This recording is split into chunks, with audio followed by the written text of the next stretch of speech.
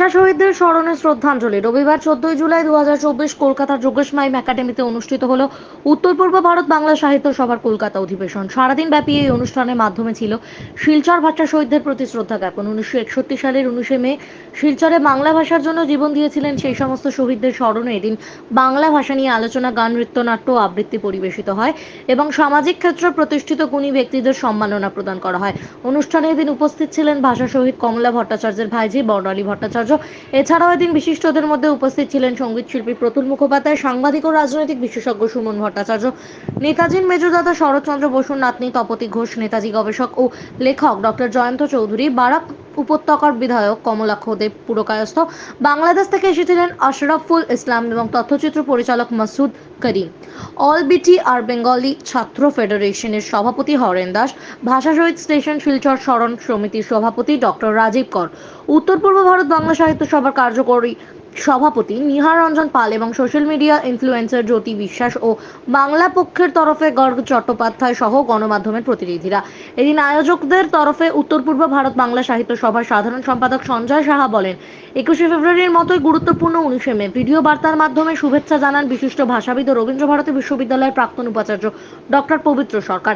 এদিন অনুষ্ঠানের সঞ্চালক বোধিসত্ত্ব তরফদার এবং মৃন্ময় ব্যানার্জি আগামী প্রজন্মের কাছে শিলচরের ভাষা ও শহীদ দিবসের বার্তা আরও বেশি আকারে পৌঁছে দেওয়ার জন্য অনুরোধ রাখেনি। বিশিষ্ট ব্যক্তিদের বক্তব্যে এদিন বারবার উঠে আসে শিলচরের ভাষা শহীদদের আত্মত্যাগের কথা। এদিন এই প্রজন্মের অত্যন্ত পরিচিত content creator Anirban Das video বার্তার মাধ্যমে শুভেচ্ছা জানান। অনুষ্ঠান শেষ হয় বিশিষ্ট সঙ্গীত শিল্পী প্রতুল মুখোপাধ্যায়ের গানের মাধ্যমে। এদিন যোগেশ মাইম একাডেমির সুরেশ দত্ত মঞ্চের দর্শক আসন ছিল পরিপূর্ণ। বনি সিংহের রিপোর্ট, আরজিএন নিউজ। বাংলাভাষী মানুষের সংখ্যা নানা কারণে আর্থসামাজিক কারণে কমে গেছে, যেটা একটা উদ্যোক্তাদের একটা আমি অনুরোধ বা সাজেশন দিতে পারি। যেমন আমাকে অবশ্য নেতাজি ব্যাপার নিয়ে বক্তব্য রাখতে যেতে হয়, বিশেষ করে আমি বলি ঝাড়খণ্ডের ধানবাদে বেঙ্গলি অ্যাসোসিয়েশন আছে, বিভিন্ন জায়গায় সারা পৃথিবীতেই চলে গেছে। যদি এই অধিশক্তদের এই ট্যালেন্ট আছে, তারা পারবে করতে এটা। উত্তর পূর্ব ভারতের যে সাহিত্য সভা, তারা যদি এক ছাতার তলায় রাখতে পারে, মানে দুনিয়ার বাঙালি এক হওয়া যদি করতে পারে। কারণ আমাদের ঐতিহ্য তো পৃথিবীর মধ্যে অনন্য, শুধু নোবেল পুরস্কার নয়। আমাদের এখানে এই বাংলার মাটি থেকেই কিন্তু বাংলা ভাষা ছাড়াও ইংরাজি, অসমীয়া, উর্দু, হিন্দি, ওড়িয়া এখান থেকে বেরিয়েছে, এই বাংলার মাটি থেকে প্রথম বেরিয়েছে। হ্যাঁ, আচ্ছা, নমস্কার। প্রথমেই যেটা বলতে চাই, উত্তর পূর্ব ভারত বাংলা সাহিত্য সভার যে সাহিত্য সম্মেলন, যেটা এতদিন ভারতবর্ষের উত্তর পূর্বাঞ্চলে হতো প্রতি বছর, এই অধিবেশনটাই এবারে কলকাতায় হচ্ছে। তো আমরা সেই আমাদের সামান্যতম যে সহযোগিতার হাত আমরা বাড়িয়ে দিয়েছি, এবং বিষয়টা হচ্ছে যে বাংলা ভাষার যে প্রচার এবং প্রসারে ওনারা অক্লান্ত পরিশ্রম করছেন, সেটি একটি আমাদের কলকাতায় বসবাসকারী বাংলা ভাষীদের জন্য অত্যন্ত আনন্দের এবং গর্বের বিষয়। এবং এই বিষয়গুলো নিয়ে যেন পশ্চিমবঙ্গেও যথেষ্ট আলোচনা হয় এবং সেই বিষয়ে চর্চা হয়, আগামী প্রজন্মের কাছে যেন যে শহীদদের যে রক্তে উত্তর পূর্বাঞ্চলের মাটি ভিজে গেছিল, সেই জিনিসটাও যেন আগামী প্রজন্মের কাছে পৌঁছয়, সেই উদ্দেশ্যেই আজকের এই সাহিত্য সভার আয়োজন করা হয়েছে। এখানে বিশিষ্ট গুণীজনেরা উপস্থিত ছিলেন, যেমন শ্রীমতী তপতি ঘোষ মহাশয়া, নেতাজি সুভাষচন্দ্র বসুর। আজকে আপনাদের অনুষ্ঠানটা নিয়ে প্রথমে যদি আমাদের কিছু বলেন। আজকে আমাদের অ্যাকচুয়ালি অনুষ্ঠানটা ছিল 19শে মে, যেটা নাকি 1961 সালে যেটা ভাষা শহীদ হয়েছিলেন 11 জন শহীদ, তাদের অনুষ্ঠানটা আমরা করি প্রতি বছরই। গত বছর আমরা শিলংয়ে করেছিলাম, এবছর আমরা অনুষ্ঠানটা কলকাতা করব মনস্থ করেছি। আমাদের অনুষ্ঠানটা 19 মে হওয়ার কথা ছিল এখানে, যেহেতু তখন একটা সারা দেশে আমাদের নির্বাচনের একটা পরিবেশ ছিল, সেই জন্য আমরা সেই অনুষ্ঠানটা 19শে মে করে উঠতে পারিনি। তো আমরা ওটাকে স্থগিত করে আমরা 14ই জুলাই আমরা দিনটা ধার্য করেছি। সেই উপলক্ষে আজকে এখানে অনুষ্ঠানটা হচ্ছে। তার সাথে ভাষা শহীদ অনুষ্ঠান 19শে মে যেহেতু আমরা স্মরণ করছি, তার সাথে আমাদের বাংলা ভাষা, বাংলা সংস্কৃতি কিভাবে বাঁচানো হবে সেটাও আমরা আলোচনা করবো আজকে, যে এটাকে কিভাবে করা যায়, কিভাবে আমাদের আগামী প্রজন্মদের কাছে আমরা পৌঁছে দিতে পারি, সেইটা নিয়ে আমরা চিন্তা চর্চা চলছে। এটাই আমাদের আজকে উদ্দেশ্য। কারা কারা থাকছেন আজকে?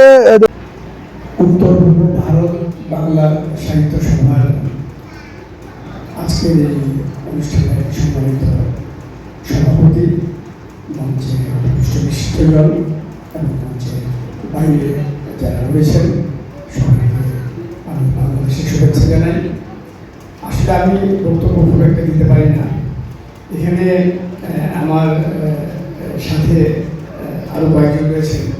আমরা একটা সংগঠন করে থাকি, আন্তর্জাতিক বাংলা ভাষা পরিষদ। কলকাতার ডক্টর জয়ন্ত দাশগুপ্ত, জয়ন্ত একটু আপনি দাঁড়ান, আর স্বরূপ মৈত্র এই দুজন রয়েছেন, আর জয়ন্ত দার স্ত্রী রয়েছে। আসলে তারা প্রত্যেকেই এখানে ভাষার টানে এসেছেন। আমি একটু প্রেক্ষাপটটা বলি আজকের অনুষ্ঠানে এখানে আসার জন্য। আমাকে যখন বর্ণালী ফোন করে বললেন, বোধহয় 3 সপ্তাহ আগে বোধহয়, বললো যে জুলাই মাসে দাদা তোমার কি কলকাতা আসার কোনো পরিকল্পনা রয়েছে? আমি বললাম না, আপাতত নেই। তারপরে আমি জিজ্ঞেস করলাম কী জন্য? বললো যে এরকম একটি বাংলা ভাষা নিয়ে একটি অনুষ্ঠান হবে।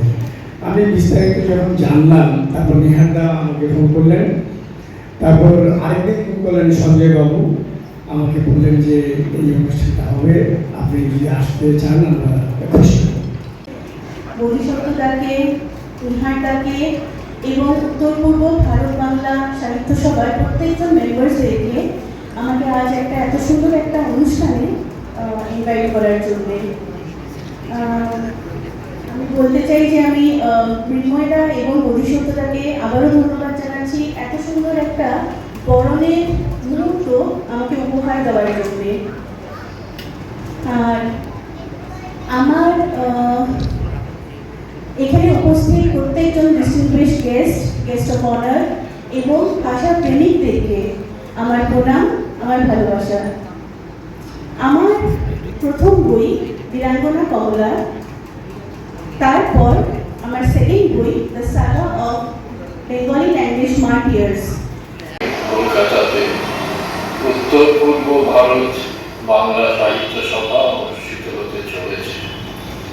এটা শুনেই আমার লোভ হয়েছিল যে যাব, কিন্তু ওই দিনই আমার আগে থেকে অনেকগুলো নির্ধারিত অনুষ্ঠান আছে, ফলে আমি উপস্থিত হতে পারবো না বলে সকলের কাছে আমি দুঃখ প্রকাশ করছি। যে কথাটা বলবার তা হলো যে বাংলা ভাষীদের মাতৃভূমি শুধু তো পশ্চিমবঙ্গ বা বাংলাদেশ নয়, মাতৃভূমি এই ভারত ভূখণ্ডে অনেকটা জায়গা ছড়িয়ে। পশ্চিমে যেমন ঝাড়খণ্ড বিহারের অংশ আছে, তেমনি পূর্বে উত্তর পূর্বে আসামের বেশ খানিকটা অংশ, ত্রিপুরা এবং এখন আপনার বাড়ি, অফিস এবং দোকানকে সুরক্ষিত রাখুন টোটাল সিকিউরিটি সলিউশনের সাথে। আমরা বিভিন্ন নামি দামি ব্র্যান্ডের সিসিটিভি ও সিসিটিভি সংক্রান্ত যাবতীয় অ্যাক্সেসরিজ বিক্রয় করার পাশাপাশি সার্ভিসও প্রোভাইড করে থাকি। টোটাল সিকিউরিটি সলিউশন একটি নির্ভরযোগ্য প্রতিষ্ঠান যা 24/7 সার্ভিস প্রোভাইড করে থাকে। তাছাড়া এই প্রতিষ্ঠান দীর্ঘদিন ধরে যত্ন সহকারে দোকান, বাড়ি, কারখানা, স্কুল, নার্সিংহোম, হোটেল, রেস্টুরেন্ট, শোরুমগুলিতে পরিষেবা দিয়ে চলেছে। আমাদের এখানে প্রশিক্ষণপ্রাপ্ত টেকনিশিয়ান দ্বারা কাজ করানো হয়। আমাদের ঠিকানা গার্ডেন রিচ, মেটিয়া ব্রুজ, কলকাতা 700024। বিশদে জানতে যোগাযোগ করুন 7003047447। লাইক, শেয়ার, ফলো করুন আমাদের ফেসবুক পেজ RGM নিউজ ও ফলো করুন ইনস্টাগ্রাম, ফলো করুন আমাদের RGM নিউজ। সঙ্গে থাকতে দেখতে থাকুন RGM নিউজ, আপনার এলাকার খবর সবার আগে।